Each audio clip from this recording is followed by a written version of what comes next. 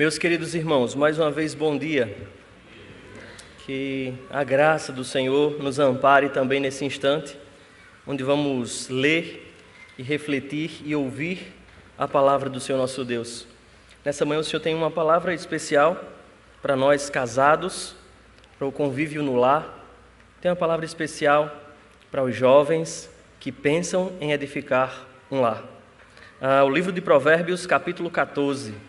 Vamos continuar neste desafio de formar blocos e refletir nestes tão preciosos ensinamentos de Salomão para o povo de Deus. É interessante que, se você continuar a leitura, e nós vamos tentar continuar a leitura de Provérbios, você vai perceber que a preocupação do sábio é incutir na mente dos jovens essas verdades essenciais e éticas da vida de quem teme a Deus. Na cabeça de um brasileiro, principalmente na nossa geração, que é muito apressada, vai dizer, quanta repetitividade, se você parar para refletir, você vai pensar isso.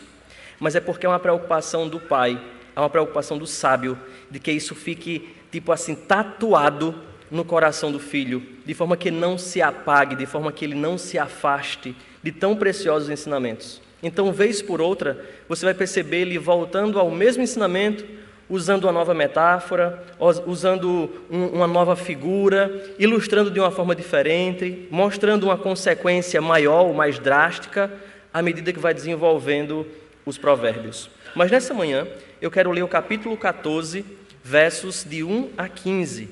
Preste atenção nesse texto.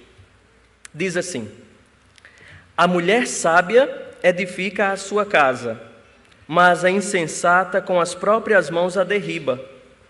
O que anda na retidão teme ao Senhor, mas o que anda em caminhos tortuosos, esse o despreza. Está na boca do insensato a vara, para a sua própria soberba, mas os lábios do prudente o preservarão. Não havendo bois, o celeiro fica limpo, mas pela força do boi há abundância de colheitas. A testemunha verdadeira não mente, mas a falsa se desboca em mentiras. O escarnecedor procura a sabedoria e não a encontra, mas para o prudente o conhecimento é fácil. Foge da presença do homem insensato, porque nele não divisarás lábios de conhecimento. A sabedoria do prudente é entender o seu próprio caminho, mas a estultícia dos insensatos é enganadora. Os loucos zombam do pecado, mas entre os retos há boa vontade. O coração conhece a sua própria amargura, e da sua alegria não participará o estranho. A casa dos perversos será destruída, mas a tenda dos retos florescerá. Há caminho que ao homem parece direito, mas ao cabo dá em caminhos de morte. Até no riso tem dor o coração, e o fim da alegria é tristeza. O infiel de coração dos seus próprios caminhos se farta, como de seu próprio proceder o homem de bem. O simples dá crédito a toda palavra, mas o prudente atenta para os seus passos. Amém. O meu desejo e a minha oração é que o Senhor nessa manhã fale ao nosso coração por essa porção da sua palavra lida, porção essa tão preciosa, igualmente como as demais escrituras. Queridos, nós sabemos que uma irmã brinca comigo, que eu só falo aqui no púlpito para os jovens, mas não é só para os jovens. O ensinamento é direcionado aos jovens, porque esse é o propósito do livro de Provérbios, mas ele serve para qualquer um de nós colocarmos em prática e tirarmos o melhor proveito da nossa vida, que é este o propósito do livro de Provérbios. E é interessante que é na juventude que nós tomamos as principais decisões da vida da gente e fazemos as escolhas mais importantes, das quais nós vamos colher os frutos. Se não já estivermos colhendo, colheremos das escolhas que tomaremos agora.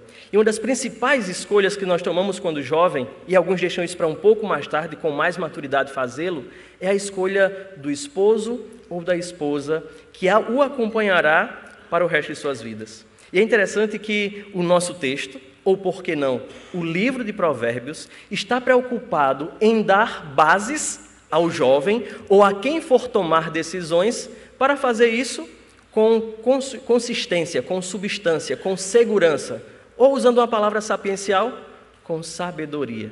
Porque este é o tema do livro. Apesar de o livro ter o tema da sabedoria, o autor aborda diversos assuntos no livro de Provérbios. Você já deve ter me ouvido falar aqui a respeito da própria sabedoria, de uma vida de retidão, ou do temor a Deus, de entendimento para a tomada de decisões, da moralidade, castidade, diligência, domínio próprio, confiança em Deus, o dar o dízimo, que é uma dificuldade do coração humano, ou até mesmo o uso apropriado das riquezas, o não colocar o coração nas riquezas.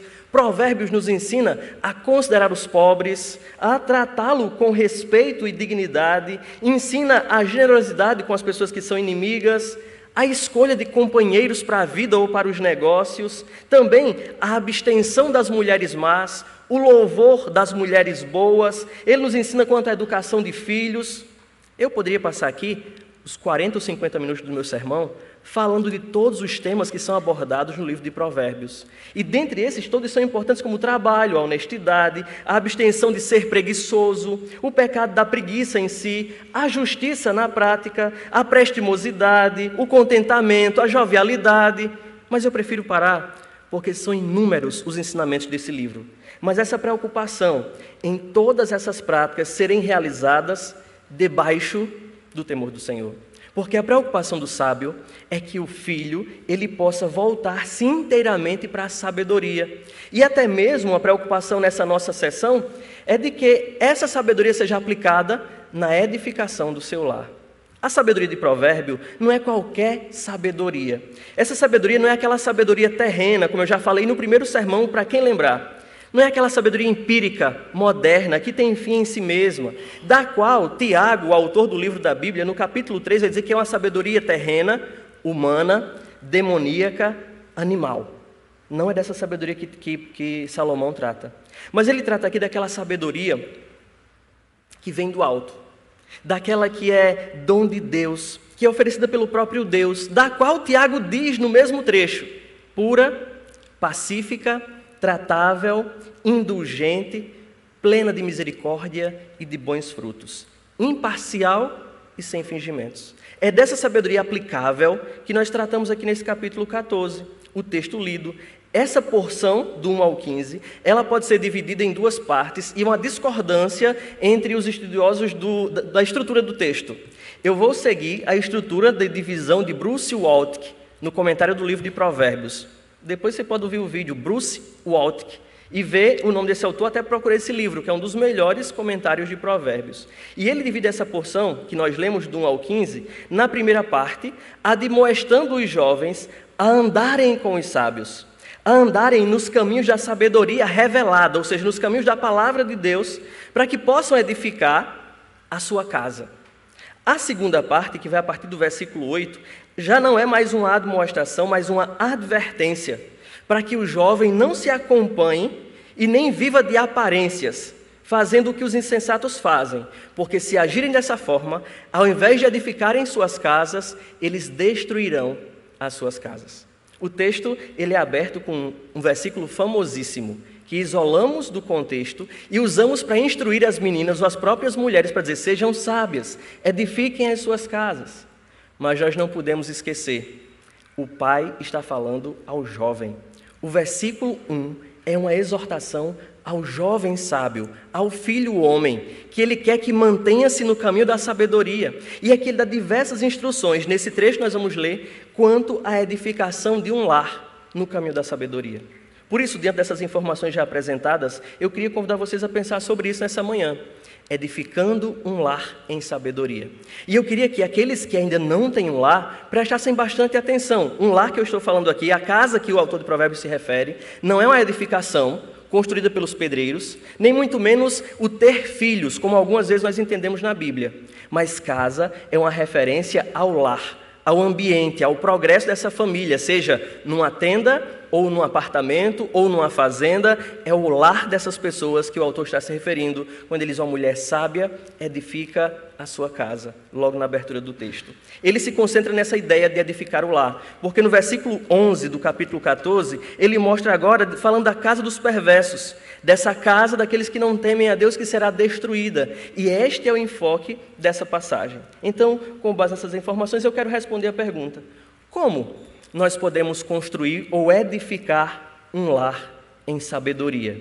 E nós vamos meditar em duas partes. Primeiro, nós vamos perceber que para edificarmos um lar em sabedoria, nós precisamos fazer boas escolhas, nos guiarmos por fé. Porque a segunda parte, ela vai nos alertar a não nos guiarmos por vista. E é isso que resume o nosso texto: andar por fé e não por vista. Então, em primeiro lugar, vamos pensar nesse andar por fé. Fazer boas escolhas. Versículos de 1 a 7 que nós já lemos. E você já viu aí no versículo 1 do capítulo 14, o texto mais famoso, que talvez a maioria das irmãs aqui possam citar de cor. A mulher sábia edifica a sua casa, mas a insensata, com as próprias mãos, a destrói. É um provérbio educativo, marca a abertura de uma nova sessão, porque o autor já falou da mulher sábia e da insensata, cada uma montando a sua mesa de banquete no capítulo 9, que eu não sei se vocês lembram, da mulher sábia e da mulher loucura. Porque no capítulo 9 ele já tratou disso, dizendo que a sábia, a personificação da sabedoria, ela monta o seu banquete e ela convida o jovem para essa mesa de edificação, onde esse lar sim cresce em justiça e santidade, enquanto que a louca, ela rega de muita bebida, a mesa é muito suntuosa, muito luxuosa, e ela sai pelas praças convidando a qualquer um, procurando devorar, destruir, porque no final a bebida seria o sangue desse indivíduo que aceita o convite da mulher loucura. Então o assunto da mulher é retomado, é repetitivo na cabeça de alguns, mas o pai está dizendo: filho meu, se você quer andar em sabedoria, acompanhe-se em primeiro lugar de uma mulher sábia. E é interessante que o versículo 2 volta a um tema já tratado, que é o versículo-chave do livro de Provérbios. 14:2 é como se fosse uma repetição de Provérbios 1:7, que é o texto-chave de todo o livro de Provérbios. O temor do Senhor é o princípio do saber, mas os loucos desprezam a sabedoria. Aqui no 2 ele diz: o que anda na retidão teme o Senhor, mas o que anda em caminhos tortuosos, esse o despreza. Ele está dizendo a mesma coisa, reafirmando a mesma verdade, querendo que isso fique cravado na mente do jovem.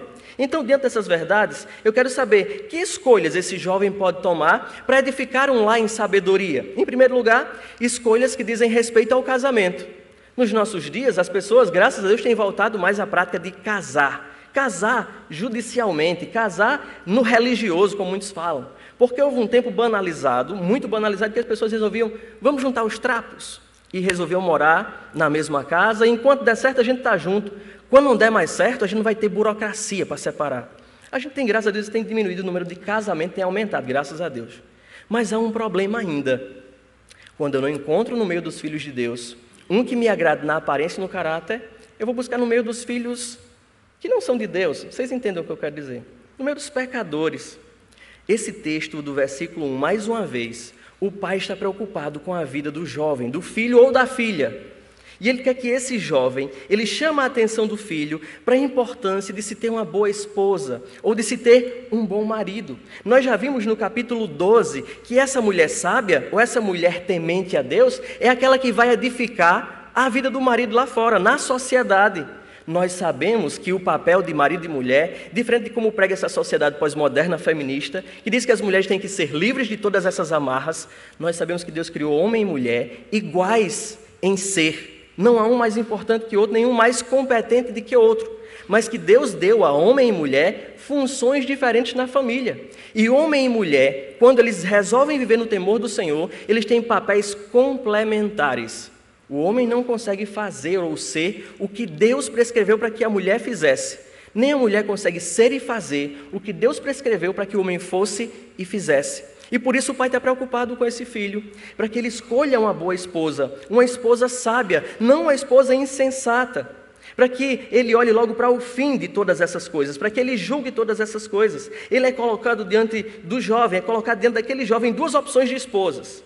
E o que é muito interessante, contrariando todos os nossos padrões, é que o que é colocado aqui como opção, o que é levado a considerar que não é beleza, não é forma física, não é idade, não é condição social e nenhum desses outros parâmetros que a nossa sociedade impõe para os jovens escolher os seus cônjuges, ou seus namorados ou namoradas. O pai só dá duas coisas aqui para o filho ter discernimento. É a sábia ou a insensata. É a piedade dessas mulheres ou desses cônjuges que são colocados em jogo. É a fé, o caráter dessas pessoas que são colocados em jogo. E nenhum padrão estético aqui é estabelecido para motivar o filho.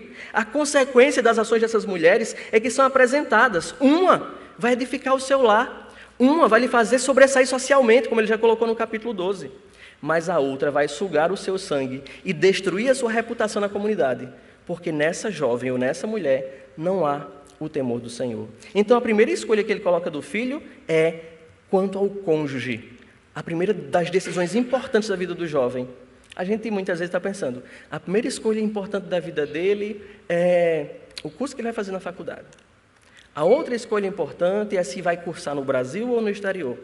E assim nós vamos colocando escolhas importantes para os nossos filhos que tiram o foco dele do temor do Senhor. E o jovem coloca aqui, filho, a primeira coisa aqui é com quem você vai compartilhar a sua vida até o final. Se alguém sábio ou alguém insensato. Mas a gente poderia perguntar, como é que essa pessoa sábia pode edificar a sua casa? Como é que a mulher sábia edifica a sua casa? A gente vai aguardar um pouquinho, porque a resposta dessa pergunta, ela está ilustrada e exemplificada lá no capítulo 31, no louvor à mulher que teme ao Senhor. Lá do versículo 10 ao versículo 31, está exemplificado como uma mulher sábia edifica a sua casa. Mas uma boa esposa não é uma questão insignificante, para deixar para depois, porque ela edifica ou destrói o marido. A casa, como eu já falei aqui, é uma referência ao próprio lar. Sem uma esposa sábia, sem uma esposa temente a Deus, dificilmente vai ser possível você ter um lar piedoso. Dificilmente você vai conseguir ser uma esposa sábia que você instrua os seus filhos no caminho que devem andar. Então, essa escolha, ela é importantíssima, bem como para as jovens. Se você não tem um marido piedoso, dificilmente a piedade será um parâmetro para o seu lar. Dificilmente o andar nos caminhos do Senhor será uma forma para a sua família, o caminho da sua família. Então, o contrário aqui é muito importante ser enfatizado. Não só os meninos precisam encontrar uma esposa sábia, mas as meninas precisam encontrar um esposo temente a Deus, igualmente sábio, porque o temor do Senhor é o princípio dessa sabedoria. Aos que já são casados, há o que fazer.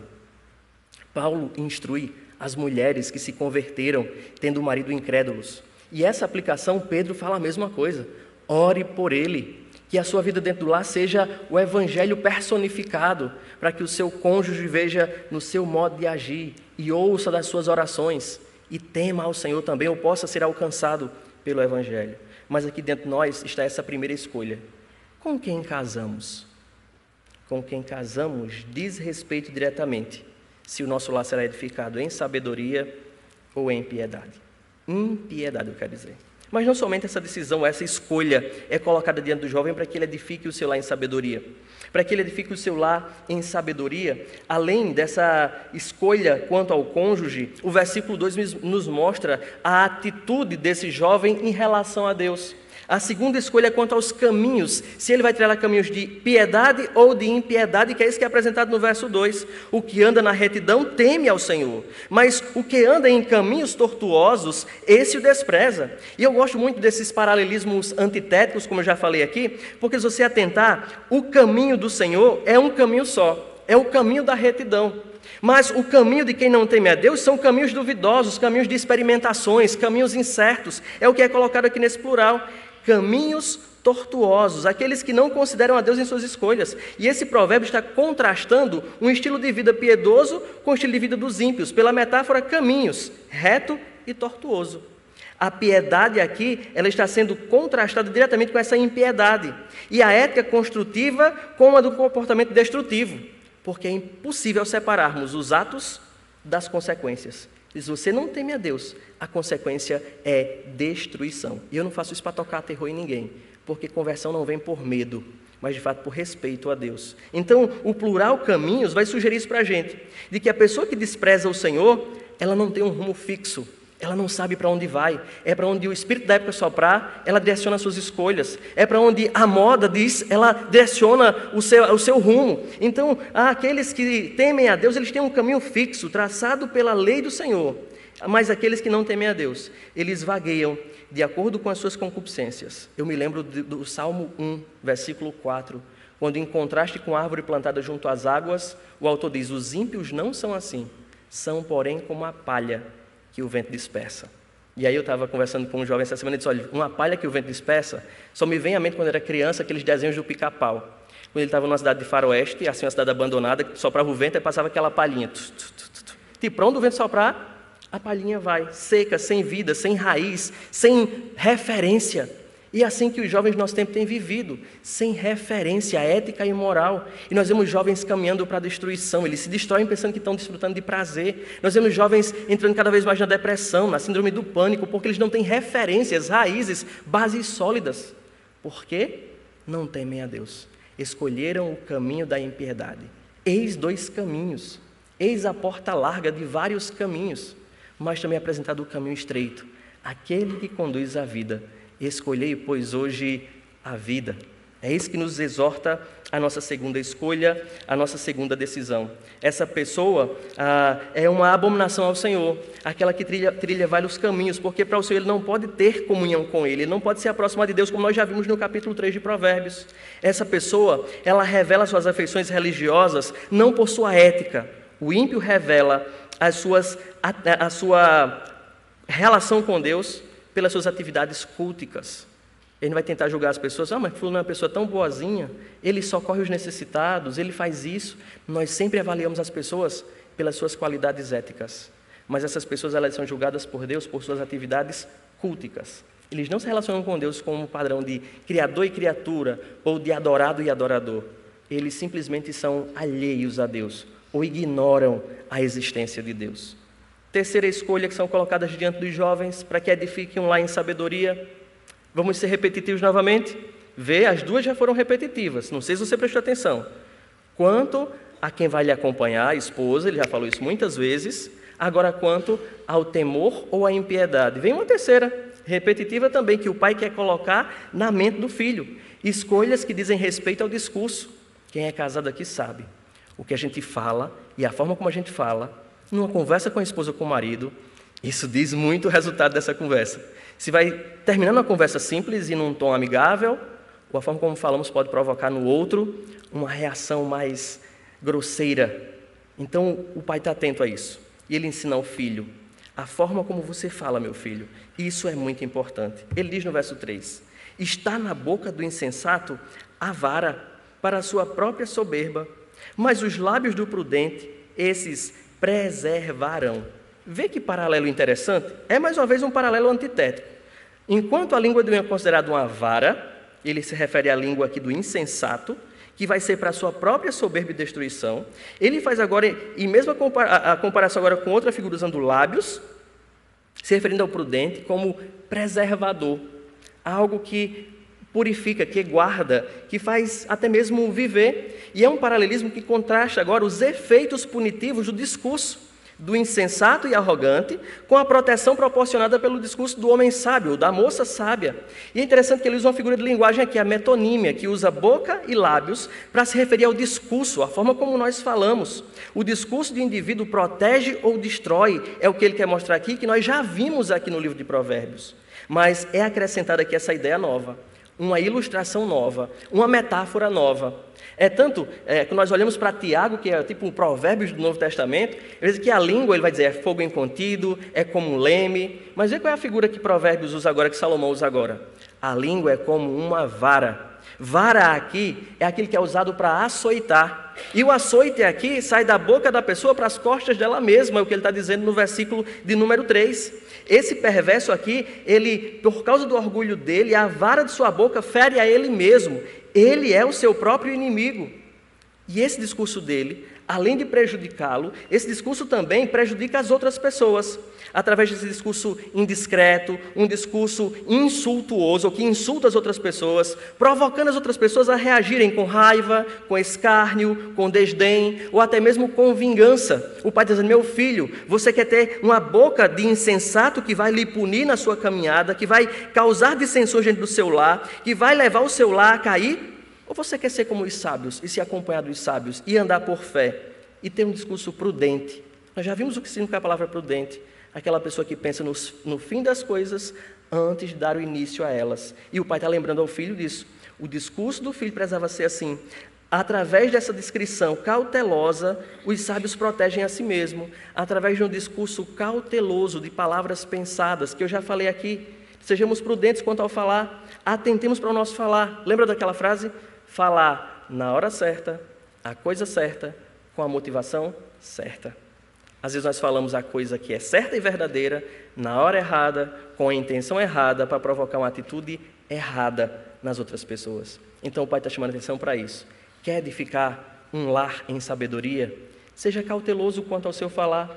Escolha antes de falar se as suas palavras vão transmitir graça aos que lhe ouvem ou se elas vão ser veneno incontido e causador de destruição. Vê que ensinamento importante para o jovem que vai casar, para o jovem casado, para o casal casado e para um crente na igreja, para a sua vida comum. Então, olhando para essas escolhas, são escolhas que dizem respeito à nossa vida. Isso no lar, vê a diferença que vai fazer. Quem é casado sabe. Não preciso falar dessa forma, ou agora. Eu posso deixar para falar isso depois, quando os nossos ânimos estiverem mais calmos. Conversar na outra hora, não conversar no momento da raiva. E aí são ensinamentos que a Bíblia vai dando para a gente, que se a gente observa, vai fazer toda a diferença dentro da nossa casa. Então vimos escolha com relação a quem vamos casar, aos caminhos que vamos trilhar, as palavras, como vamos falar. Vê, todos os assuntos já tratados no livro. E o quarto, no versículo 4, não é um assunto diferente. Porque o autor já tratou sobre a preguiça, quando diz: vai ter com a formiga, ó preguiçoso, até quando ficarás deitado? Lembra disso? Um pouco para trabalhar, ou um pouco para dormir, um pouco para toscanejar, até quando ficarás aí cochilando? O versículo 4 traz um alerta quanto a isso também. As escolhas que dizem respeito ao trabalho. E vê que versículo interessante. Agora não aparece nada de formiga, nada de mestre, nem preguiça aparece aí na palavra. Mas vê como a preguiça está presente nesse versículo 4 e a diligência no aplicar e no trabalhar também está presente. Ele diz: não havendo bois, o celeiro fica limpo, mas pela força do boi, a abundância de colheitas. Ele diz: Jadson, está ficando louco? Mas pense aí. Primeiro, a figura de bois. Bois num celeiro. Não sei quantos já visitaram aí. Mas, se olharmos para os animais domésticos, o boi ele é como se fosse o rei dos animais domésticos, pela sua força, pela sua imponência. E esse boi, naquele contexto, ele era a fonte de renda de qualquer agricultor, que era a base da renda daquelas pessoas. Porque o boi era usado para arar a terra, o boi era usado para puxar a carroça, como transporte, e para debulhar o trigo ou o que fosse. Então, na debulha, o boi também era usado. O que o autor está dizendo assim? Manter esses bois dá muito trabalho. Manter esses bois também custa muito caro, mas manter esses bois vai lhe dar uma boa colheita, ou seja, você terá muito lucro. O agricultor podia dizer assim: eu vou economizar essas despesas, eu vou usar melhor o meu tempo, eu não quero saber de boi nenhum. O que o autor do provérbio está dizendo, isso é uma falsa economia. Você vai economizar tempo e trabalho, mas você não terá lucro, você não terá a colheita abundante no final de tudo isso. O que ele quer ensinar para a gente? Que quando um indivíduo ele usa o seu tempo e os seus bens de modo inteligente, ele vai ter novas fontes de renda ou melhores fontes de renda. Quando o indivíduo investe bem, de modo inteligente, as suas fontes de renda, como está ilustrado aqui nesse provérbio 14:4, os benefícios são muito maiores do que os custos. Então, o pai está colocando diante do filho que às vezes é mais fácil, mas nem sempre é mais rentável. Às vezes é mais fácil, mas a consequência desse mais fácil é que você não vai ter o sustento ou o necessário para a sua vida. Por isso, meu filho, trabalhar é sempre o melhor caminho. Não tenha medo do trabalho, porque o trabalho traz as suas recompensas. Lembre do que Salomão ensina em Eclesiastes. Às vezes é correr atrás do vento, mas às vezes também é necessário ter o sustento ou ter o conforto decorrente do trabalho pesado e cansativo. Por isso, escolha o trabalho para a edificação de um lar em sabedoria, e não a preguiça, e não a ociosidade. Então, queridos, escolhas que dizem respeito ao cônjuge, ao caminho, às palavras e ao trabalho. Que conclusão chega então o sábio? Todas essas escolhas, elas vão revelar o seu caráter e a relação que você tem com Deus. Versículos 5, 6 e 7 é o que ele diz para a gente agora. Vê o que diz 5, 6 e 7. A testemunha verdadeira não mente. É como se ele voltasse às palavras que ele já tinha dito, o uso da fala. A testemunha verdadeira não mente, mas a falsa se desboca em mentiras. O escarnecedor procura a sabedoria e não encontra, mas para o prudente o conhecimento é fácil. Foge da presença do homem insensato, porque nele não divisarás lábios de conhecimento. Vê que interessante agora, volta ao tema do modo de falar, e esse modo de falar, o que ele quer dizer, revela o caráter do indivíduo que fala. É o que ele acrescenta agora, uma testemunha verdadeira, ele só vai falar a verdade. Não importa se ele vai ser pressionado, não importa se as pessoas peçam ou subornem, se ele é de caráter reto, ele não falará mentiras, nem sob ameaças. Vai fazê-lo se desviar da verdade ou de quem ele é. É apresentada agora essa testemunha, uma testemunha cuidadosa e versus o perjuro culpado. Seus testemunhos contrastantes no tribunal. Nenhuma mentira versus sucessões de mentira. Tanto os bons como os corruptos, como já ensinou nosso Senhor Jesus Cristo, eles se dão a conhecer pelos seus frutos. E é isso que o autor de Provérbios está dizendo. O caráter do homem é revelado na escolha do que ele fala, ou como ele fala, ou o que ele fala. Quando testada uma testemunha confiável, como eu já falei, nem sob ameaça, ele abre mão da verdade. Os versículos 6 e 7 vai fazer tipo um jogo. Concluindo essa sessão, esse par de provérbios está ligado pela palavra-chave conhecimento. E essa palavra é uma palavra sapiencial associada a outras palavras desses dois versículos. Vai estar relacionada com outros termos como escarnecedor, sabedoria, prudente, insensato, conhecer. Todas essas palavras elas foram relatadas lá no preâmbulo, versos de 1 a 7 do livro de Provérbios. Agora ele só está usufruindo delas, fazendo esse jogo. Olha que jogo! O versículo 6, ele se refere à habilidade intuitiva do discípulo de obter conhecimento. Enquanto que o 7 vai falar da incapacidade do insensato de ensinar ou de transmitir esse conhecimento a outras pessoas. Enquanto que o que teme a Deus é advertido da suspeita e do que caracteriza o escarnecedor, que esse escarnecedor, a sua suspeita e desconfiança vai impedir ele de aprender, o prudente ele vai confiar. Esse prudente é admoestar apartar-se do insensato, afastar-se do insensato e ajuntar-se com os sábios. Porque a forma como ele coloca é que há tanta verdade moral no insensato quanto uvas num pé de espinheiro. Ele se afasta do insensato, porque nele não há nada que você possa aprender. Esse não é um alerta novo nem na Bíblia. Eu volto ao Salmo 1. Feliz de verdade, ou completamente feliz, é o homem que teme ao Senhor, que anda nos caminhos do Senhor, que não anda no caminho dos justos, que não ouve os conselhos dos justos, nem se assenta nem perde tempo que não anda com os ímpios, que não pega conselho com os ímpios, que não perde tempo com os ímpios. Ele tem prazer na lei do Senhor. Esse é o contraste que ele faz. Não ande com os ímpios. Eu ia me complicando agora, não foi? Mas deu tempo. Então, há uma demonstração aqui, nessa primeira sessão, para o jovem, para quem quer edificar um lar, ou para quem quer mudar o rumo do seu lar. Faça boas escolhas, façam escolhas sábias, fiquem longe dos ensinos dos insensatos, pois a sabedoria não é um bem que os orgulhosos podem tomar para si. Não é somente os humildes é que encontram a sabedoria. Isso é evidenciado por suas escolhas, isso é evidenciado pelo seu falar, isso é evidenciado pelo que ruma ou dá direção à sua vida. Então, edificar um lar em sabedoria significa fazer boas escolhas, escolhas que revelam o nosso caráter, escolhas que revelam a nossa relação com Deus, escolhas que revelam o quanto nós nos preocupamos de fato com a vontade revelada de Deus. O que ele quer dizer aqui nessa primeira parte é: se acompanhe com os sábios, haja como os sábios, procure a sabedoria revelada, e assim você vai ser bem-sucedido na edificação de um lar. Assim você vai ser bem-sucedido em tendo um lar que teme ao Senhor. Mas ele não diz somente isso. A segunda resposta para como podemos edificar um lar em sabedoria, além de fazermos boas escolhas, é não andando por vista, não cedendo ao engano das aparências, a partir do versículo 8. Essa é uma verdadeira advertência, dizendo assim: não se deixe levar pela aparência das coisas. Os versículos hoje estão voltados para isso. Ele adverte: não ande segundo os ímpios, porque os ímpios ou os insensatos não estão nem aí, e assim, por não estar nem aí com o restado das coisas, é que eles destroem suas próprias casas, como diz o versículo 11.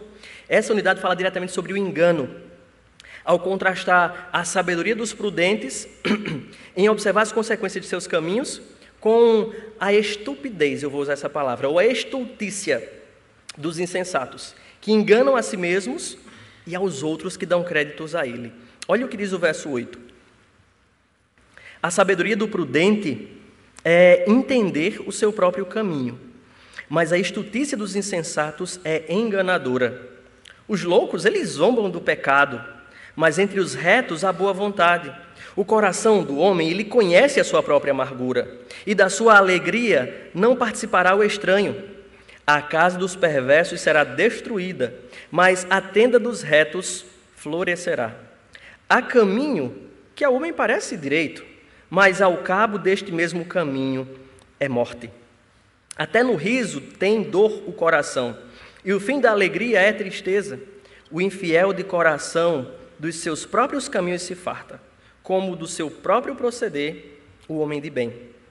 O simples dá crédito a toda palavra, mas o prudente atenta para os seus passos. Vê que interessante. O versículo 8, a partir do 8, que introduz essa seção sobre engano, já está aqui bem aparente isso. A sabedoria do prudente é entender o seu próprio caminho, mas a estultícia dos insensatos ela é enganadora. O engano é apresentado logo no versículo 8, e a partir daí vai começar a aparecer o engano em cada uma das comparações que é feito, dos contrastes que são feitos nos versículos que se seguem. Aqui no versículo 8, principalmente, ele diz: os criteriosos, ao contrário dos insensatos, os criteriosos eles vão sondar abaixo da superfície das coisas, das aparências. Ele vai perceber o que está ali por trás das coisas, as ligações que há entre os atos morais e os destinos desses atos. Os atos e os destinos são contrastados, é uma preocupação do prudente. Ele vai atentar para cada um dos seus passos, como disse o versículo 15, porque é uma coisa interessante nessa estrutura da segunda parte que eu já ia esquecendo de dizer. Os teólogos vão chamar aqui de eu nem coloquei aqui, porque eu não queria falar essa palavra difícil, nem vou falar que eu vou esquecer. Tem uma estrutura concêntrica, certo? O versículo 8 tem a mesma mensagem do 15, o 9 do 14, o 10 do 13 e o 11 do 12. Se você prestar atenção, é isso. É um quiasmo, veio a palavra difícil. Então, o versículo 8 vai falar desse engano que há nos atos. E ele diz: a sabedoria do prudente é entender o seu caminho. Por que o prudente ele faz isso? Verso 15. Os simples, ele vai dar crédito a toda a palavra. O simples seria uma pessoa ingênua, mas o prudente, nesse seu caminho, ele está atento a cada passo. Ele está pesando cada passo que ele dá nesse caminho, para que ele não sofra as consequências de suas escolhas. Vê que interessante? Então, esse homem criterioso, que é apresentado no verso 8, ele é desenvolvido no versículo 15, porque o verso 15 vai mostrar essa pessoa que está atenta a cada passo. O discípulo é advertido quanto à sua ingenuidade, que o leva a se desviar. Ele deve testar o seu caminho, considerando cada escolha, cada atitude, se está conforme a verdadeira piedade, se está conforme a ética revelada. É essa a preocupação. Não se leve pela aparência das coisas. Tudo parece bonito, colorido e certo, mas pese cada escolha, cada passo. Quais serão as consequências dessa escolha, por menor que seja? É só um passo que eu quero dar agora. Quais são as consequências para o meu caminho? Caminho nós entendemos sempre como uma metáfora para o meu modo de viver. Quais serão as consequências? Então, o jovem está sendo desafiado para edificar o seu lar em sabedoria, não atentar só para a beleza do que está ao seu redor, mas a consequência de cada passo que ele dá no seu caminho. Mas o texto continua, e como eu disse, os versículos 8 conversa com o 15, agora o versículo 9 conversa com o 14. O 9 diz: os loucos zombam do pecado, mas entre os retos há boa vontade. Versículo 14: o infiel de coração dos seus próprios caminhos se farta, como do seu próprio proceder o homem de bem. O verso 9 ele vai acrescentar essa ideia nova para a gente agora. Admoesta o indivíduo a ser honesto nas suas atitudes, a não como um insensato, que causa danos, sai por aí causando danos, e ele não está nem aí para fazer nenhuma reparação, como se não houvesse juízo. É isso que o pai está alertando ao filho. Ele diz: quem teme a Deus se comete um erro, ele volta atrás e repara.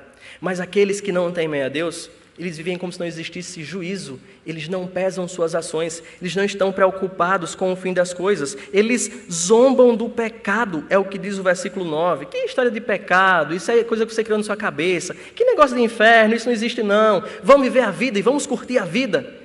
E ele comete atos impensados, porque ele não está nem aí para o pecado. Ele diz que esse infiel de coração, ele se farta dos seus próprios pecados, do seu próprio proceder. E o que é interessante, que comentando esse versículo 14, um certo teólogo disse assim, ele diz, apesar da angústia e da tristeza que vai ser visto no versículo 13, o discípulo deve prosseguir com fé, esperando com confiança que o Senhor vai recompensar a ele.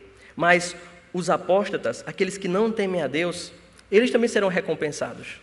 Não como eles pensam que serão recompensados, eles estão se fartando dos seus atos, mas eles serão recompensados com um castigo pleno, fruto das suas ações. É isso que ele está dizendo.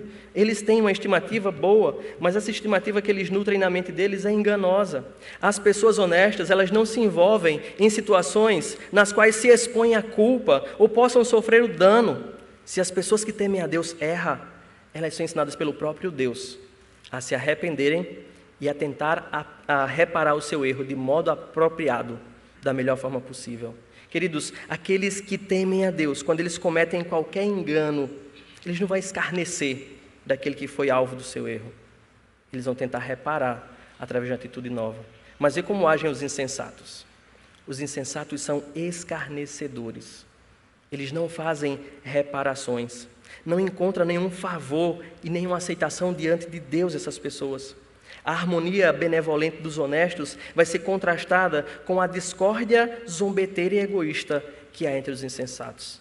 Eu vejo no lar, quando cometemos erros, seja quem for o membro desse lar, filho, pai, esposa, marido, quando cometemos erros e zombamos da pessoa contra a qual nós erramos, o que despertamos dentro do nosso lar? Esse provérbio também é uma boa para aplicar à família, ao convívio, porque é isso que o pai quer fazer com o filho. Se erra, repare o seu erro.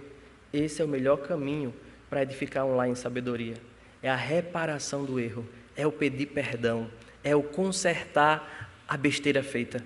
Então, queridos, todo o pecado, nós somos ensinados pela nossa confissão de fé, que havendo arrependimento e confissão, ele é perdoado. Mas nós não podemos parar somente aqui em nossa relação com Deus. Há um dano causado. Lembre-se de Zaqueu, que foi lá e reparou, devolvendo. Eu não vou dizer às vezes, que uma vez eu fui dizer aqui sem anotar, e findei errando a quantidade de vezes que Zaqueu restituiu. Mas deve haver restituição, deve haver reparação quando nós pecamos. É isso que o versículo está dizendo para a gente. Mas ele não para, e é interessante que o nosso quiasmo ele vai se fechando. Versículo 10, que conversa com o versículo 13. Vê que interessante o que é trazido à tona agora, nesse convívio, nessa edificação de lar, o não guiar-se pela aparência das coisas, os sentimentos são apresentados. E sentimento é algo que é muito subjetivo, está muito dentro, guardado, e só nós sabemos o que se passa no nosso coração, e às vezes nem nós sabemos, só Deus que sonda nosso coração de forma perfeita, e esquadrinha, como diz Jeremias, para dar a cada um conforme suas obras. Mas o versículo 10 coloca para a gente, o coração conhece a sua própria amargura, e da sua alegria não participará o estranho. Verso 13, até no riso tem dor o coração, e o fim da alegria é tristeza. Vê só que interessante. A amargura e a alegria aqui é uma forma de pegar dois extremos para reunir aqui toda a gama de emoções, de sentimentos que povoam o nosso coração, que só são conhecidos pela própria pessoa que o experimenta. E às vezes, o que ele coloca aqui, por trás de um lindo sorriso, está guardado a amargura.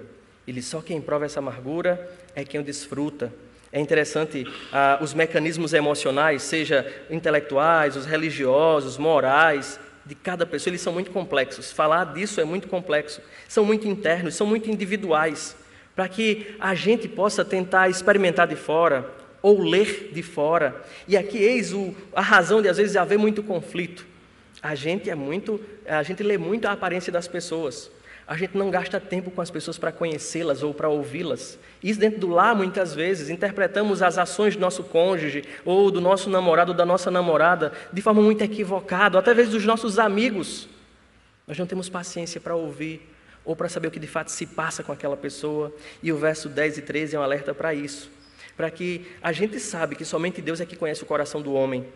Mas o provérbio aqui está inferindo essa dignidade, a importância de cada pessoa, dos seus sentimentos, do que se passa na mente delas, o cuidado para não ser mal interpretado dessas pessoas. É uma advertência a isso. O provérbio está nos advertindo para não avaliar os outros segundo as aparências exteriores, mas tentar ser fiel ao próprio coração dessas pessoas, dando a essa pessoa a oportunidade para falar ou de ser ouvida. Vocês lembram dos amigos de Jó? Que nem se preocuparam. Eles viram a aparência de Jó e cada um começou a inferir o que Jó tinha feito. Por que Jó estava sendo rejeitado? Nenhum deu muito espaço para Jó falar o que estava acontecendo, e cada um deu um juízo mais precipitado do que o outro, quanto a Jó. Queridos, nós precisamos aprender com esse provérbio. Aprender e não avaliar os outros pela aparência das coisas. A verdade desse provérbio nos leva a agir como Ana. Vocês se lembram como Ana orou? Porque Deus é quem conhece o coração. E nós somos convidados pelo próprio Cristo, que experimentou todos esses sentimentos amargos e duros da vida. Ele convida em Hebreus capítulo 4 a nos achegarmos confiadamente junto ao trono da graça. Se você tem vivido angustiado e mascarado sua angústia com um sorriso, lembre-se hoje de manhã, aproxime-se de Cristo, derrame o seu coração angustiado ante a Cristo. E Ele tem a verdadeira alegria que nos motiva, que nos dá força para preencher o nosso coração. Cristo tem perdão para nos dar. Cristo é essa reconciliação perfeita que Deus tem para cada um de nós, pela sua palavra, pelo Evangelho. Então, queridos, não adianta mascarar os nossos sentimentos. Você é ensinado por esse provérbio a orar como Ana. Agora, a orar ao sumo sacerdote compassivo, Cristo, que nos conhece melhor do que nós mesmos, e Ele tem a recompensa para dar a cada um. O versículo 13 vai dar continuidade a esse provérbio. As aparências presentes são enganosas e de que a verdadeira realidade ela só será manifestada no resultado. Mas como eu falei no versículo 14, não acaba aqui no versículo 13. Vê, o 13 diz, até no riso tem o coração dor e o fim da alegria é tristeza. Aí um comentarista que eu li disse assim, olha, o fim da alegria pode ser tristeza, para quem não teme a Deus, porque o versículo 14 continua. O infiel de coração é cheio por ele mesmo pelos seus atos. Mas o final do versículo 14, como seu próprio proceder, o homem de bem também será farto.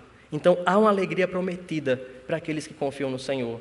A tristeza, ou a tristeza que aparece aí no final do 13, não é o fim para aqueles que confiam em Deus. Para aqueles que confiam em Deus, há um Deus no céu que incentiva os seus discípulos a prosseguir na fé, esperando com confiança, estando atento, que os maus serão sim castigados e os bons serão recompensados. Mas agora surge aqui, bem no centro dessa última porção, versos 11 e 12, trazendo bem clara a ideia de não guiar-se pela aparência das coisas. Olha o que diz o versículo 11.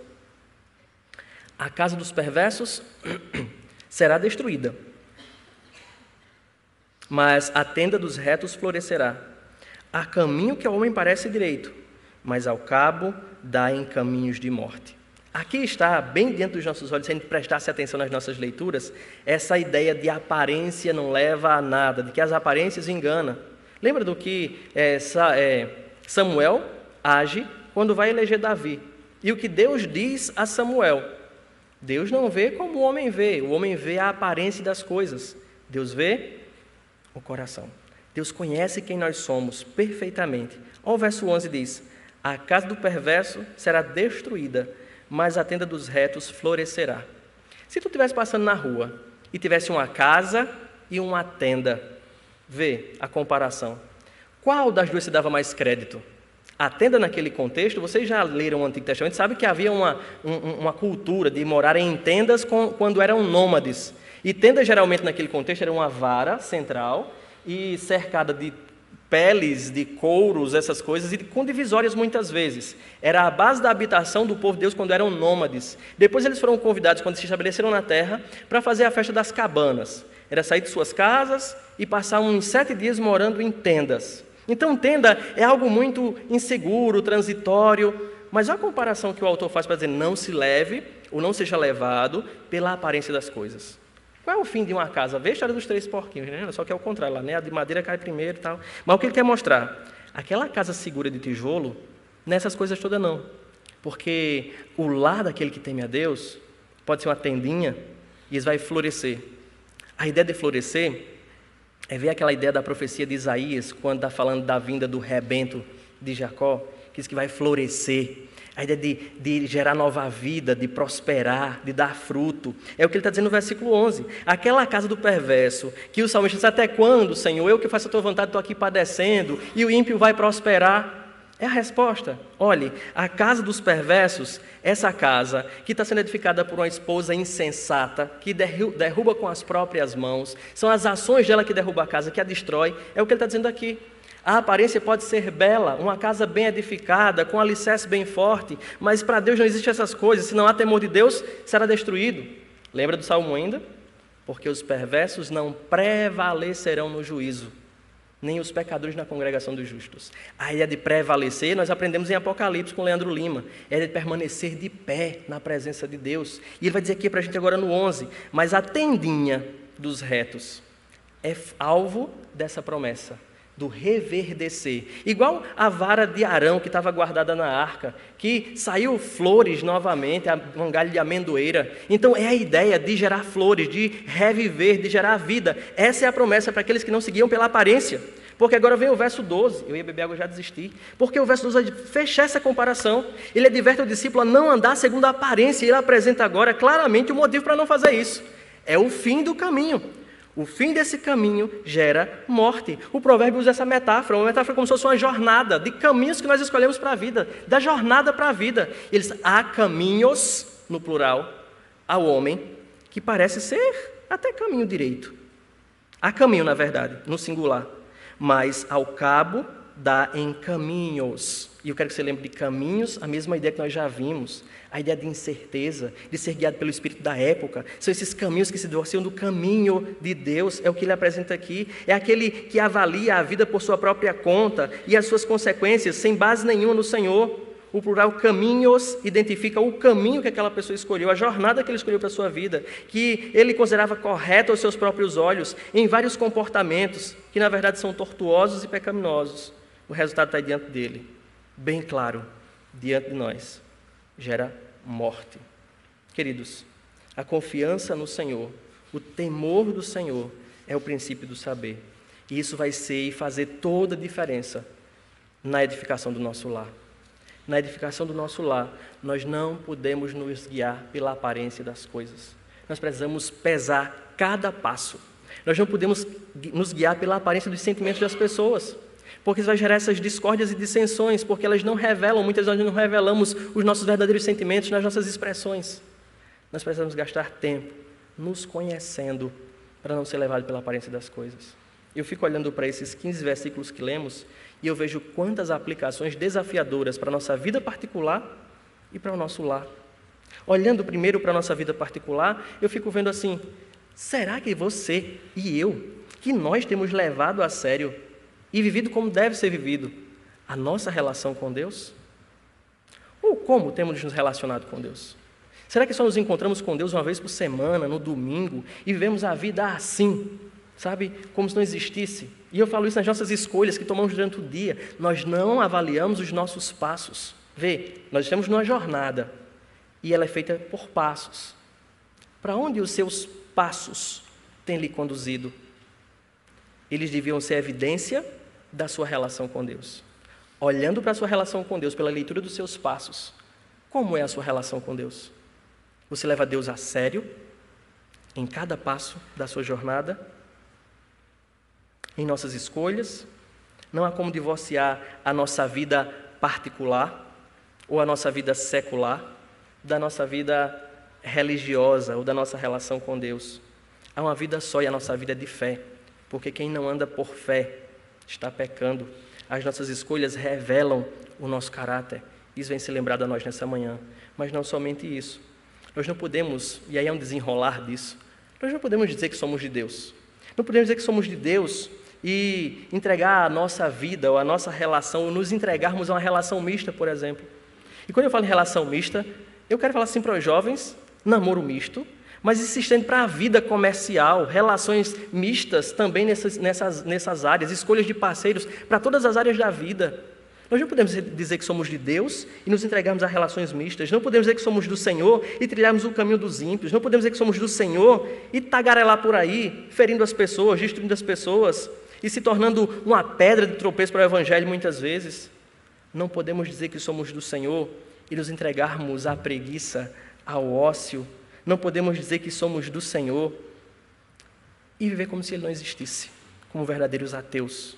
Como é um livro do pastor Augustus, né? O ateísmo cristão, das pessoas que vivem nas igrejas, mas na sua vida comum não leva Deus a sério. Nós precisamos levar e demonstrar Deus nas nossas escolhas, nos nossos passos, dessa jornada que o Senhor nos convidou a viver. Mas também, queridos, o que o texto em si nos leva a pensar? Nós não podemos, ou nós devemos, vamos falar na ordem certa, nós precisamos andar por fé e não por vista. É o resumo dessa sessão. Se acompanhem dos sábios, façam o que os sábios fazem, ou da sabedoria revelada. Se afaste dos ímpios e de como os ímpios agem. Ou seja, ande por fé e não por vista. Aprenda a avaliar as coisas, dê tempo às pessoas, conheça as pessoas. Nós precisamos andar por fé. As nossas convicções precisam ser evidenciadas em nossas escolhas, no modo como nos conduzimos. E só assim nós seremos o que Mateus 5,16 diz. Assim brilha a sua luz diante dos homens, para que eles vejam suas boas obras e glorifiquem o vosso Pai que está no céu.